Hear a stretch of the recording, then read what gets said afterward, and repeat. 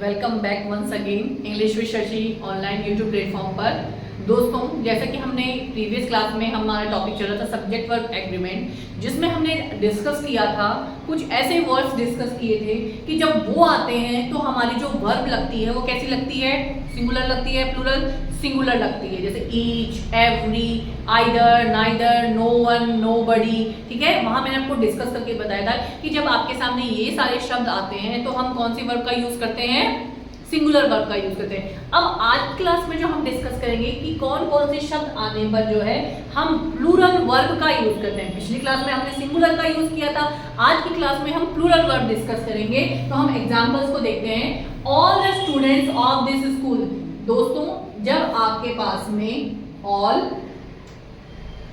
Many, several, a few, few, ये सारे words आए, कौन कौन से, ऑल सभी, मैनी अनेक, सेवरल प्रत्येक, अ फ्यू फ्यू, या यहां पर मैं लिख देती हूँ, जैसे मैं यहां डिस्कस का वापस लिख देती हूँ ऑल, फिर कौन कौन सा, मैनी, सेवरल,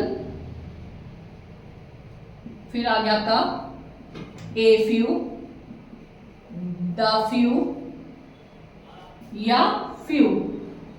अगर आपके पास में ये सारे के सारे आए तो उसके बाद में जो आपकी वर्ब लगेगी दोस्तों, वो हमेशा कौन सी वर्ब लगेगी, प्लूरल वर्ब लगेगी। जैसे हमने ईच, एवरी, एवरीवन ये पढ़े थे, नाइदर, आइदर, कि इनके आने के बाद में अगर ये जब हमारे सब्जेक्ट के साथ में जुड़े हुए होते हैं तो हमारी वर्ब कौन सी यूज होती है, सिंगुलर यूज होती है। लेकिन यही सारे शब्द हमारे सब्जेक्ट के साथ जुड़े हुए होते हैं तो जो हमारी वर्ब आएगी वो कैसी आएगी, प्लूरल। हमने देखा स्टूडेंट्स, स्टूडेंट्स के साथ क्या लगा हुआ है, ऑल द स्टूडेंट्स। तो हमें यहाँ पर प्ले और प्लेस में से करेक्ट वर्ब लगानी है। अभी मैंने आपको बताया कौन सी वर्ब लगानी है, प्लूरल वर्ब लगानी है। तो यहाँ पर क्या आ जाएगा, प्ले।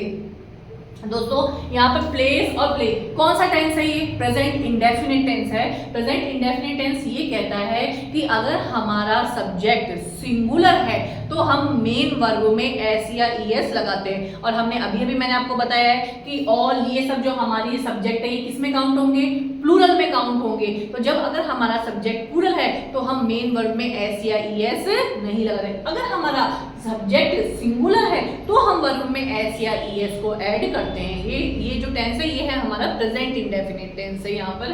तो यहाँ पे क्या आ जाएगा, प्ले। उसी तरह से बॉयज के साथ में हमारे पास में यहाँ क्या लगा हुआ है, मैनी। तो मैनी बॉयज, अब क्या आ जाएगा, प्लूरल वर्ब आएगी। तो वर्ब में से क्या आ जाएगा, क्योंकि हमारा सब्जेक्ट क्या है, प्लूरल है, तो हमारी वर्ब भी क्या आ जाएगी, प्लूरल। तो मैनी बॉयज वर प्लेइंग। इसी तरह से सेवरल सिटीज क्या आ जाएगा, are dirty. A few man are sitting in the room. इसी तरह से फ्यू फ्रेंड्स आर सिंसियर। तो ये सारे के सारे जब आए तो हमारी जो वर्ब लगती है दोस्तों क्या लगेगी, प्लूरल लगेगी। लेकिन फ्रेंड्स, नीचे की जो दो एग्जाम्पल है दोनों अलग है। यहाँ पर आप देखना, अगर हमारे पास में मैनी ए दिया हुआ है, नॉट ओनली, अगर केवल मैनी दिया हुआ है तब तो हमें क्या लगाना है, हमारी जो वर्ब रहेगी वो कैसी रहेगी, प्लूरल रहेगी। ध्यान रखना दोस्तों, कंफ्यूजन होने की कोई जरूरत नहीं है। अगर हमारे पास ओनली मैनी दिया हुआ है तो हमारी जो वर्ब रहेगी वो कैसी रहेगी, प्लूरल रहेगी। लेकिन अगर हमारे पास में मैनी के साथ में ए दिया हुआ है तो जो हमारी वर्ब रहेगी वो कैसी रहेगी, सिंगुलर रहेगी।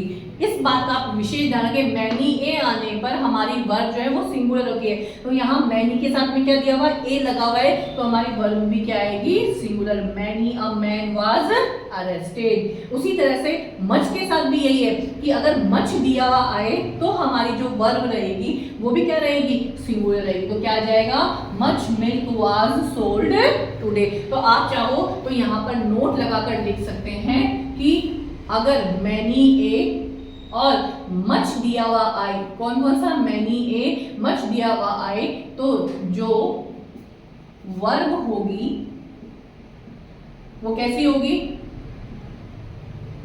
सिंगुलर होगी। आ गया यहाँ तक बात समझ में। तो दोस्तों, आप इनको चाहो तो एक कॉपी में डायग्राम के बना के या एक तो छोटा सा मतलब इस तरह से बना के कि कौन क्या क्या आने पर हमें सिंगुलर कौन कौन सी वर्ब लगानी है और क्या आने पर हमें प्लूरल वर्ब करनी है। 2-4 बार आप इनसे रिलेटेड एक्सरसाइज सॉल्व करेंगे तो आपको ये कभी भी आपके किसी भी तरह से कभी गलत होगा ही नहीं। लेकिन कई बार हमें दिखने में ये बहुत ईजी से लगता है, लेकिन हम जल्दीबाजी में इनको क्या कर जाते हैं, गलत कर जाते हैं। जैसे आपके एग्जाम में आता है कि आपको करेक्ट सेंटेंस में एरर फाइंड आउट करनी होती है, तो वहां भी ये आपको बहुत हेल्प करते हैं कि किस तरह से कभी हमें दिखने में वो लगता है सब्जेक्ट प्लूरल साउंड होता है, लेकिन हमें वहां पे क्या लगानी होती है, सिंगुलर वर्ब। जैसे ईच, एवरी, जब हम इनको बोलते हैं तो बोलते समय हमें लगता है कि हमारा सब्जेक्ट क्या है, प्लूरल, हम टपक से उठा के प्लूरल वर्ब चिपका देते हैं, तो गलत हो जाता है। दोस्तों आप इन नियमों को ध्यान रखिए, बार बार प्रैक्टिस करेंगे तो ये फिर रटने की जरूरत नहीं होगी, आप आंख बंद करके तुरंत टिक कर देंगे और वहीं आपका नंबर सही हो जाएगा। और अगर गलत कर दिया तो 1/3 नंबर तो हम जानते ही हमारा कटता है एग्जाम में। तो आप इनकी बार बार प्रैक्टिस करिए। अगर कोई डाउट हो तो आप मुझसे जो है कमेंट के माध्यम से पूछ सकते हैं, मैं डेफिनेटली बताऊंगी आप सबको। और भी हम ग्रामर के बहुत सारे टॉपिक्स, अभी तो हमने शुरुआत करी है, हम बहुत सारे टॉपिक्स डिस्कस करेंगे। बिल्कुल इजी से इजी वे में मैं समझाने का प्रयास करूंगी दोस्तों, जितना मुझे जिस तरह से जितना नॉलेज मुझे है या मेरे टीचर्स ने जो मुझे सिखाया है, मैं उसको बहुत ही इजी वे में आपको बिल्कुल समझाने की कोशिश करूंगी हर एक टॉपिक को। इसी तरह से आप जो है इनका, लेकिन हाँ आप प्रैक्टिस तो वो आपको ही करनी होगी। आप ज़्यादा से ज़्यादा क्वेश्चंस जो लास्ट ईयर की जो भी एग्जाम्स के क्वेश्चंस आए उनमें से इनको ढूंढिए, इनसे रिलेटेड क्वेश्चन सॉल्व करिए, फिर आपके कभी भी गलत नहीं होंगे। आगे हम फिर दूसरे नए एक्सरसाइज के साथ या नए रूल के साथ मैं आगे नेक्स्ट क्लास में आपको और बताऊंगी।